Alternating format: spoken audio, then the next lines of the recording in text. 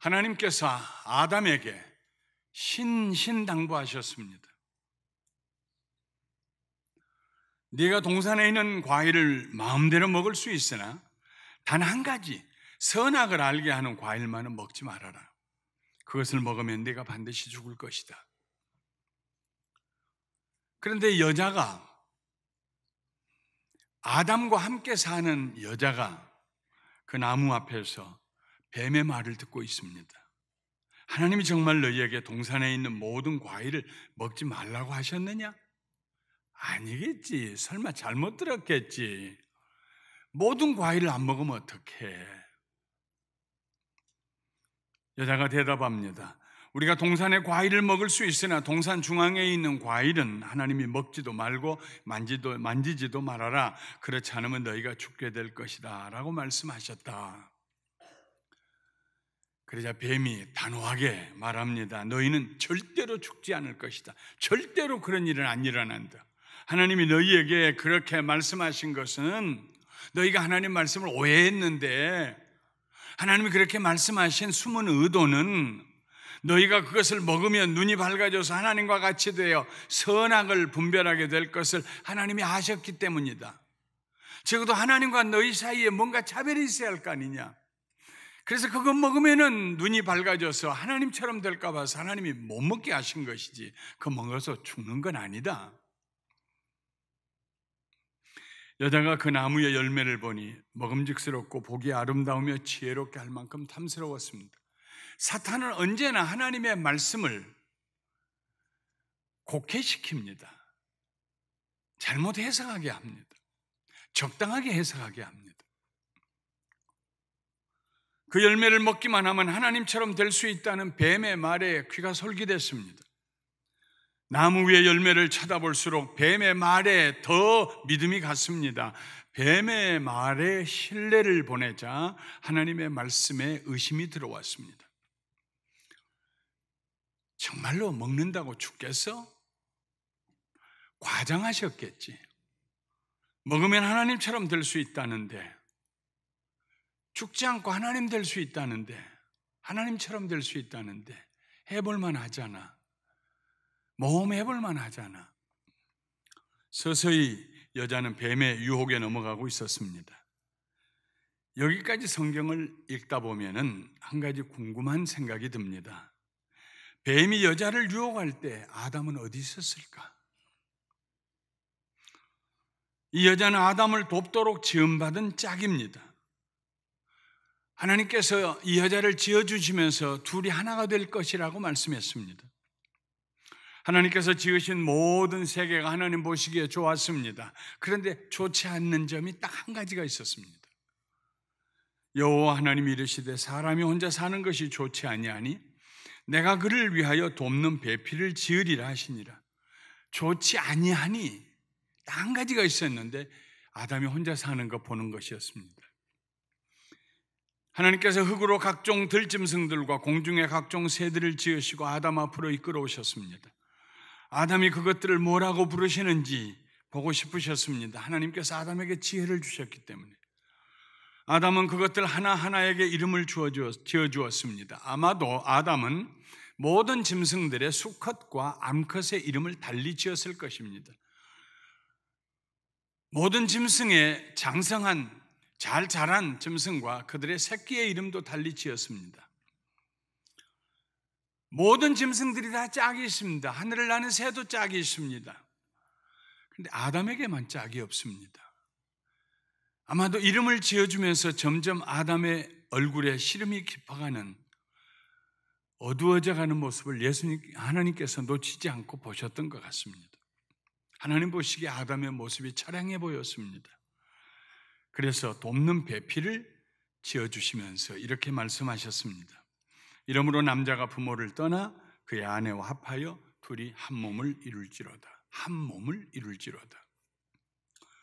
돕는 배필이란 특별한 의미를 지니고 있습니다. 남자의 부족한 면을 여자가 돕고 여자의 부족한 면을 남자가 도와서 서로가 완전한 하나를 이루는 것입니다.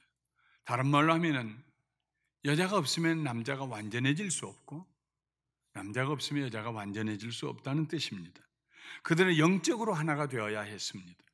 그들은 기능적으로 하나가 되어야 했습니다. 남자가 해야 할 일이 있고 여성이 해야 될 일이 있습니다. 그들은 뿐만 아니라 정서적으로 마음으로 하나가 되어 있어야 합니다. 한 지붕 밑에 살면서도 마음이 다르면은, 생각이 다르면은 그것은 함께 사는 것이 아닙니다. 그들은 절대로 나누어질 수가 없었습니다. 나누어지는 순간 두 사람은 누구도 충분하지 않았습니다. 그런데 여자가 에덴 동산에서 뱀에게 유혹을 당하고 있을 때 혼자 있었습니다. 함께 있어야 할 아담이 거기에 없었습니다. 어디에 갔을까요? 아담은 무엇을 하고 있었을까요? 그 시간에 인생을 살다 보면 혼자 있었기 때문에 실수한 일들이 적지 않습니다. 함께 있었다면 넉넉히 견딜 수 있고 이길 수 있었을 터인데, 함께 있었다면 더 지혜로워서 피할 수 있었을 터인데, 함께 있었다면 더 담대하게 굳건히 어려움을 극복하고 나갈 수 있었을 터인데, 남편의 가장 중요한 책임은 아내와 함께 있는 것입니다. 아내 홀로 두지 않는 것입니다. 영적으로, 기능적으로, 정서적으로 함께 있어야 합니다. 어떤 일이 있어도 아내 혼자 있게 해서는 안 됩니다. 전혀 다른 환경에서 자라난 젊은 두 사람이, 남녀 두 사람이 한 가정을 이루고 사는 모습을 보면은 참 신비롭습니다. 결혼한 후에 자식을 낳아 기르고 살림의 터전을 마련하기 위해서 열심히 일을 합니다. 살면서 아쉬운 점도 있고 못마땅한 점도 있지만 중년을 지날 때까지는 다른 생각을 할 겨를이 없습니다. 그런데 자녀들이 다 자라서 출가하여 떠나고 나면 그동안에 비좁게 보이던 집이 갑자기 크고 썰렁하게 느껴집니다. 그리고 나이가 들어갑니다. 둘이 하나인 줄 알고 살았는데 서서히 안개가 걷히고 보니 하나가 아니고 둘입니다. 손잡고 가는 길이었는 줄 알았는데 돌아보니까 따로따로 가고 있었습니다. 간격이 보입니다. 서먹서먹합니다. 노년에도 부부는 여전히 하나라는 확신을 가지고 사는 사람은 축복받은 사람입니다. 그 사람은 하나님을 영화롭게 하고 기쁘시게 하는 사람입니다. 하나님께서 아담과 그의 아내를 하나 되게 지으셨습니다. 그들에게는 주말 부부가 되어야 할 이유가 없었습니다. 그런데 선악을 알게 하는 나무 앞에서 여자 혼자 외롭게 서 있습니다.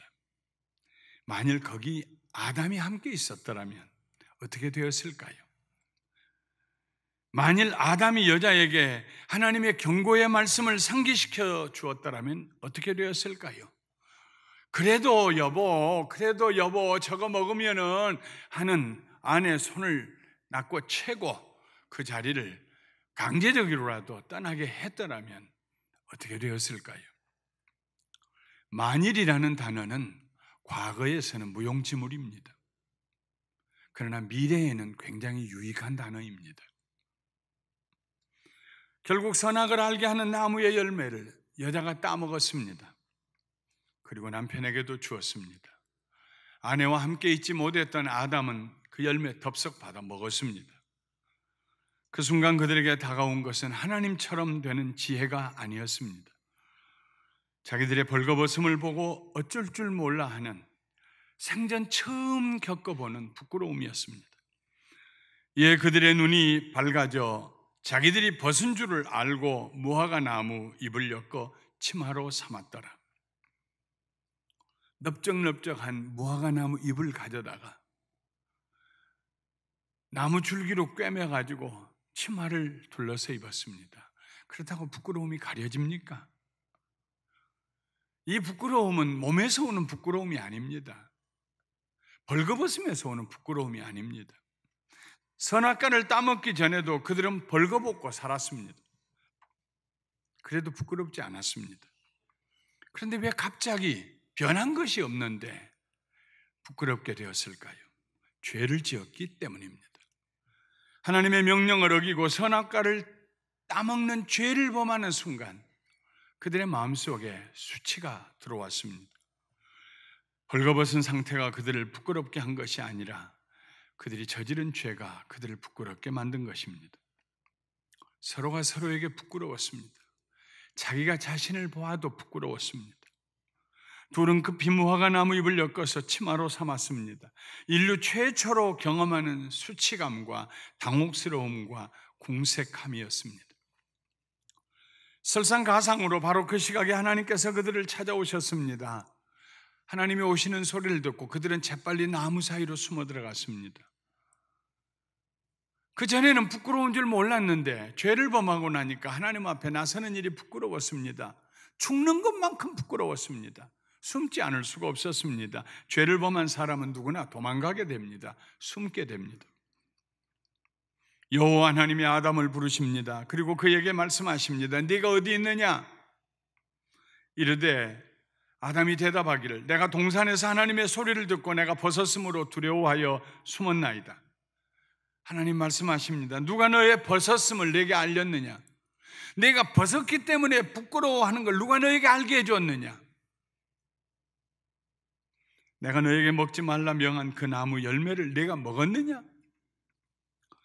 그 다음에 아담의 입에서 나온 말이 여자에게 깊은 상처를 주었을 것입니다. 아담이 이르되 하나님이 주셔서 나와 함께 있게 하신 여자 그가 그 나무 열매를 내게 주므로 내가 먹었나이다. 아담은 하나님을 원망했습니다.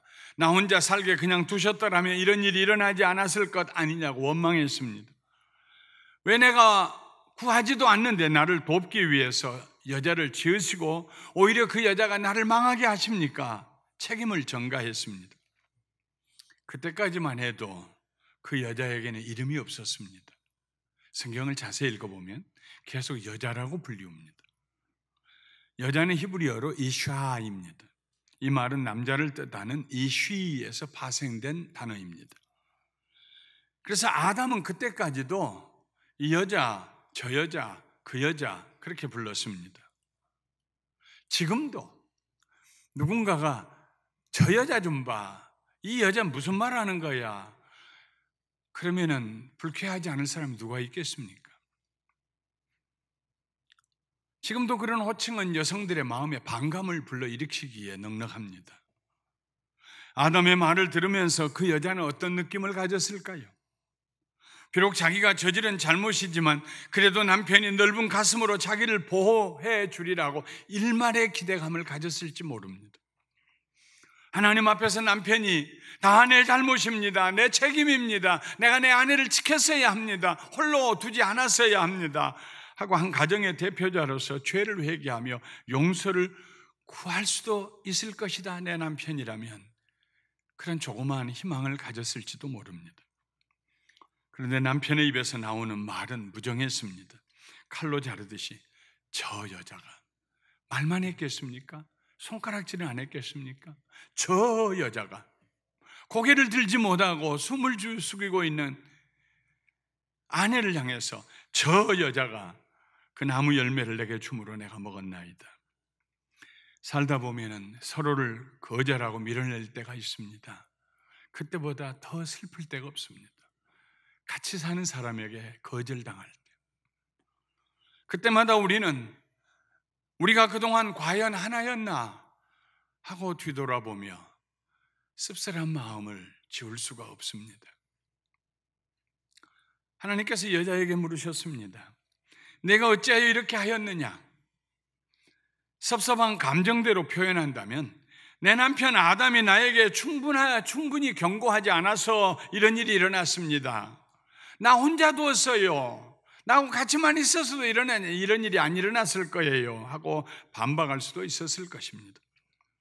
누구에게나 하고 싶은 말이 있습니다. 그래서 우리는 가끔 누구는 입이 없어서 가만히 있는 줄 아느냐고 감정을 터뜨릴 때가 있습니다.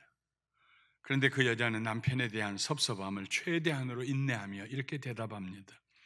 뱀이 나를 꿰물어 내가 먹었나이다. 이 말을 할 때 여자의 마음이 참 착잡했을 것입니다. 사람이 사람에게 책임을 묻는 것은 단 한 가지 이유 때문입니다.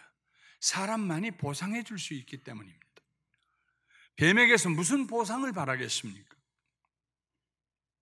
결국 여자는 자기의 잘못을 자기가 다 책임져야 했습니다. 마땅한 일인지도 모릅니다. 그런데 가끔 억울한 일도 있습니다. 가끔 세상에서 가장 억울한 사람들이 여성일 때가 있습니다. 뭐 하느라고 자식을 그렇게 길렀느냐고 남편이 탓할 때, 살림 잘못한 것도 여자 탓이고, 집안에 그런 일이 일어날 걸 미리 몰랐느냐고 책망할 때도 여자 탓이고,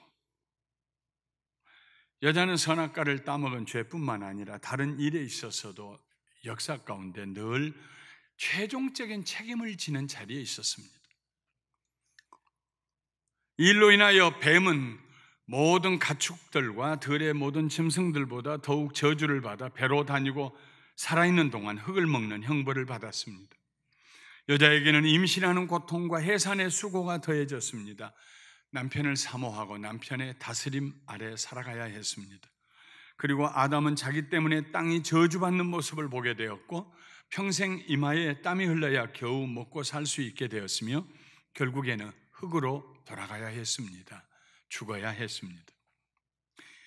이야기가 여기서 끝나는 것 같습니다. 심판까지 했으니까요. 그런데 이야기는 거기서 끝나지 않습니다. 하나님께서 숨도 제대로 쉬지 못하고 고개 들지 못하고 있는 여자에게 놀라운 예언의 말씀을 하십니다. 그것은 축복의 말씀입니다. 뱀을 저주하시면서 하나님이 이렇게 말씀하셨습니다. 내가 너로 여자와 원수가 되게 하고 네 후손도 여자의 후손과 원수가 되게 하리니 여자의 후손은 내 머리를 상하게 할 것이요 너는 그의 발꿈치를 상하게 할 것이니라. 여자의 후손은 예수 그리스도를 말합니다. 예수님은 육신의 아버지 없이 처녀 마리아에게 성령으로 잉태하여 사람이 되신 하나님의 아들입니다. 뱀의 후손은 사탄입니다. 사탄은 유대인들을 충동하여 예수님을 십자가에 못 박게 했습니다. 발뒤꿈치를 물었습니다. 끝난 줄 알았습니다. 그러나 예수님은 십자가 위에서 우리의 죄를 짊어지시고 십자가 위에서 사탄의 머리를 깨뜨리셨습니다. 그리고 죽은 자 가운데 사흘 만에 다시 일어나심으로써 부활하심으로 승리를 선포하셨습니다. 사탄은 대패했고 예수님과 예수님을 믿는 사람들은 대승했습니다. 이 일이 여자를 통하여 일어날 것이라고 하나님께서 오래전에 죄를 범하고 고개 들지 못하고 있는 그 자리에서 그 시간에 하나님이 약속해 주셨습니다. 그리고 그 이후에 비로소 아담이 그 여자에게 이름을 지어줍니다. 아담이 그의 아내의 이름을 하와라 불렀으니 그는 모든 산자의 어머니가 됨이더라. 하와 혹은 영어 성경에 이브라고 되어진 이 이름은 살아있는, living 이런 뜻입니다. 살아있는. 모든 세상의 자식들은 어머니를 통하여 세상에 태어납니다. 하와는 만인의 어머니가 되었습니다. 아담이 사랑스러운 얼굴로 자기 아내를 쳐다보면서 이브 하고 부를 때 그 뜻은 더 이상 그 여자, 이 여자가 아닙니다. 모든 산자의 어머니라는 뜻입니다. 이브, 모든 산자의 어머니여, 모든 산자의 어머니여 이리 오시오. 모든 산자의 어머니여 식사합시다. 모든 산자의 어머니여 내가 곡식을 가져왔소. 이브의 이름을 부를 때마다 모든 산자의 어머니여, 자기 아내를 최고로 존중히 여기며 그 이름을 불렀습니다.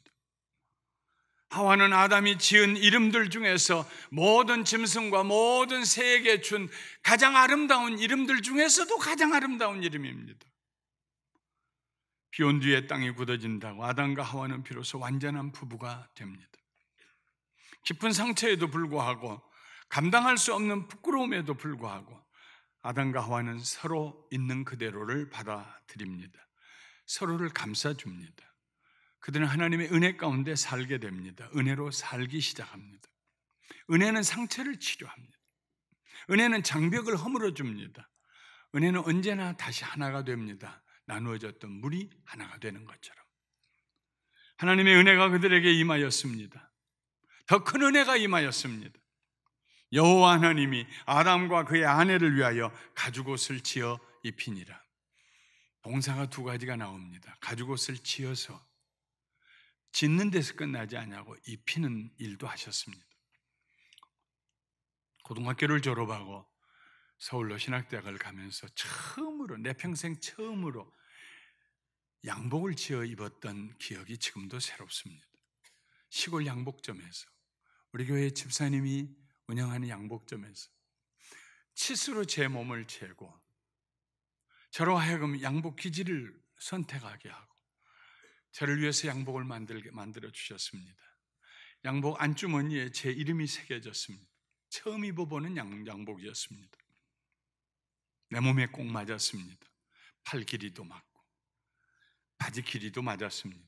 허리 길이도 맞았습니다. 소위 맞춤 양복입니다. 하나님께서 아담과 하와를 위하여서 맞춤 가죽옷 두 벌을 지으셨습니다. 부모가 자녀들을 위해서 옷을 지을 때 가장 행복합니다. 비록 타락했지만 하나님께서 아담을 위해서 옷을 지으실 때 얼마나 행복하셨겠습니까? 우리가 조금 상상력을 동원한다면 아담과 하와를 가까이 오게 하셔서 하나님께서 그들의 몸에 치수를 재봤을지도 모릅니다. 옷을 지어주셨다는 것은 하나님의 사랑으로 옷 입히셨다는 것을 의미합니다. 그들의 몸매에 맞게 지으셨습니다. 단순한 가죽옷이 아닙니다. 가죽옷을 지어 입히시려면 먼저 짐승이 죽어야 합니다. 그 옷을 입을 사람을 위하여 짐승이 대신 죽어야 합니다. 이 가죽옷은 예수님의 죽으심을 의미합니다.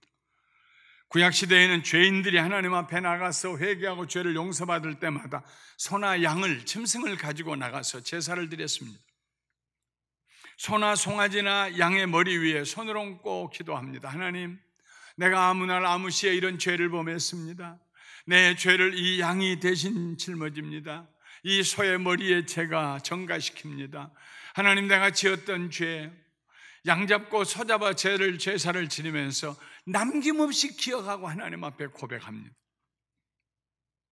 그리고 난 다음에 멀뚱멀뚱 쳐다보는 그 순진한 짐승을 손에 칼을 잡고 죽입니다.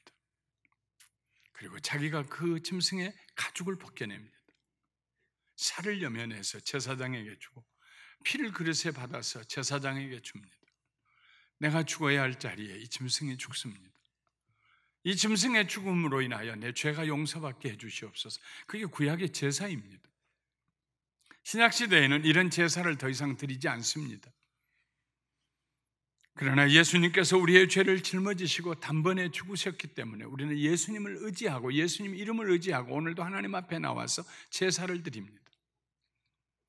하나님께서 가죽옷을 지으셨을 뿐만 아니라 입혀주셨습니다. 하나님의 사랑이 우리를 강권하여 예수님을 나의 구원자와 주님으로 믿게 해주셨습니다. 우리를 위해서 예수님을 보내셨을 뿐만 아니라 성령님을 통해서 우리의 마음에 예수님을 구주로 영접하게 하시고 입술을 열어 예수님은 나의 구원자이십니다. 나의 주님이십니다. 예수님이 나 위해 죽으셨습니다. 예수님의 죽으심으로 내가 살게 되었습니다. 신앙을 고백하고 하나님께 감사하며 예배드리게 해주셨습니다. 옷을 지어주셨을 뿐만 아니라 입혀주셨습니다. 팔 내밀어라. 입혀주셨습니다. 그것이 은혜입니다. 예수님을 믿는 사람들은 예수님으로 옷 입은 사람들입니다. 바울은 로마 교회에 보낸 편지에서 이렇게 말했습니다. 밤이 깊고 낮이 가까웠으니 그러므로 우리가 어둠의 일을 벗고 빛의 갑옷을 입자. 낮에와 같이 단정히 행하고 방탕하거나 술 취하지 말며 음란하거나 호색하지 말며, 호색은 성적인 범죄입니다. 다투거나 시기하지 말고 오직 주 예수 그리스도로 옷 입고 정욕을 위하여 육신의 일을 도모하지 말라.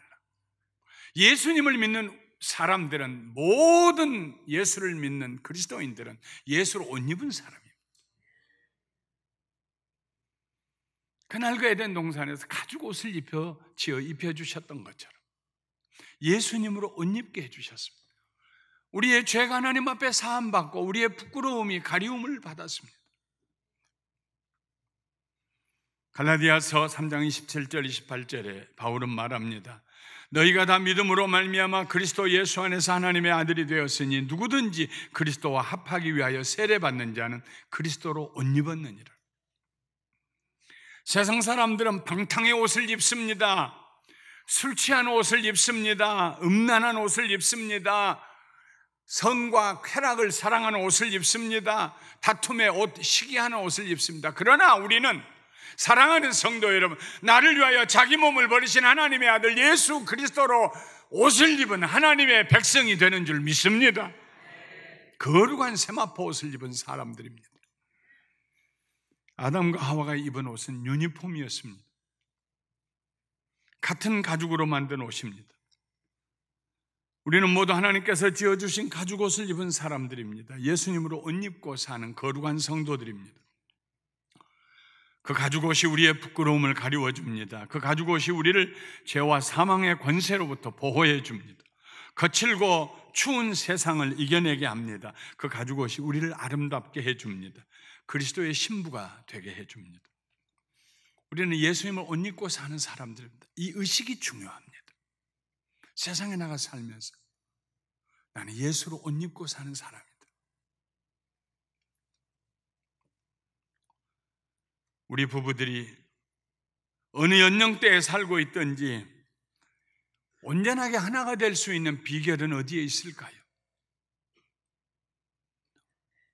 젊은이들이 만나서 케미칼하게 서로 마음이 동해가지고 서로 사랑합니다. 그러나 영원한 것은 아닙니다. 자식을 낳고 자식들이 어머니와 아버지를 하나로 묶어줍니다. 그러나 영원한 것은 아닙니다.